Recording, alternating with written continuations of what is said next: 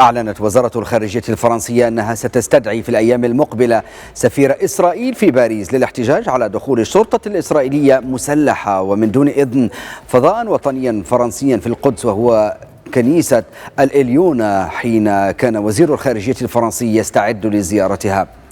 وصلت إسرائيل تنفيذ غارات جوية على مناطق لبنانية أدت إحداها عند حاجز للجيش اللبناني في الجنوب إلى مقتل 3 أشخاص وإصابة جنود لبنانيين وعناصر من قوة الأمم المتحدة. رجح وزير الخزانة الأمريكي السابق ستيفن مانوتشن أن يعود الرئيس الأمريكي المنتخب دونالد ترامب إلى قضية الرسوم الجمركية في المفاوضات مع الصين، إضافة إلى النظر في إجراء تخفيضات ضريبية وفرض عقوبات جديدة.